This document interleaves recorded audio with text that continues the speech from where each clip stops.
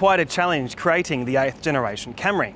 The order direct from company boss Akio Toyota, a guy who races cars in his spare time, was to make this car better to drive and more interesting to look at. Here's the result.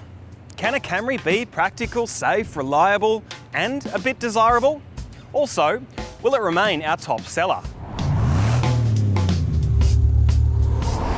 The angular nose, pronounced body contours and aggressive rear bumper above quad pipes are statements of intent.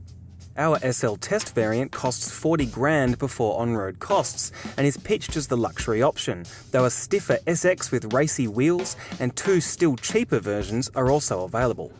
Of course, the other big change is where this Camry is made. It's not built in Australia like its predecessor was, but instead is imported from Japan. So what about in here? Well, these ventilated leather seats are cushy, there's tons of space, the quality is typically bulletproof, and best of all, that horrible foot-operated parking brake from the old car is gone. Headline features include air-conditioned seats, an electric steering column, a head-up display, new digital instrument cluster, an 8-inch screen with sat-nav, a massive panoramic sunroof, and even a key-standard wireless phone charger. Downsides are the lack of Apple CarPlay and Android Auto, and the plethora of glossy black plastic that acts as a magnet for dust and reflects the summer sun. It goes without saying it's pretty comfy back here with a fair bit of room, and there's nice touches like reading lights and 2 USB points. The only downside is the sunroof, which typically eats into headroom for taller occupants. The boot is also vast, though this grade doesn't get a full-size spare wheel, just a space saver. So, have Toyota's engineers delivered? Kind of. Under the bonnet of our test car is a proven 2.5 litre 4-cylinder engine, but for just $1,000 more you can get a petrol-electric hybrid that slashes fuel bills.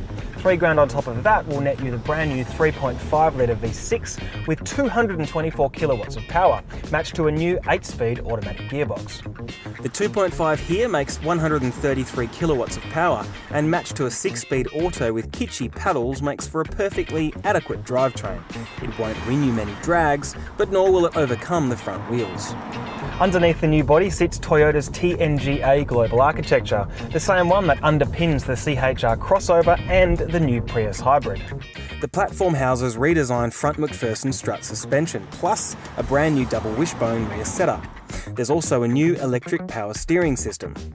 Believe it or not, this is a Camry that actually doesn't hate corners, with predictable body control and a decent hint of agility. As you'd expect, the ride quality is pretty good as well. It irons out imperfect roads and glides really well over corrugations and cobbles.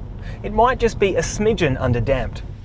Additionally, every single Camry gets AEB, lane assist, albeit a touch flaky, and adaptive cruise control, while the SL gets blind spot monitoring and cross traffic alert. Big tick. That's a quick look at the new Camry SL. Okay, it might not be quite as desirable as a Mazda 6 or a Volkswagen Passat, but there's no doubt it's a big step up on its predecessor. Of course, convincing people to covet a Camry as anything other than a simple appliance is going to be a tough sell, especially when a base hybrid can be had for just $30,000 before on-road costs.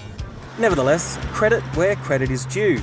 This is the best Camry ever, even if we'd probably look at a lower grade variant.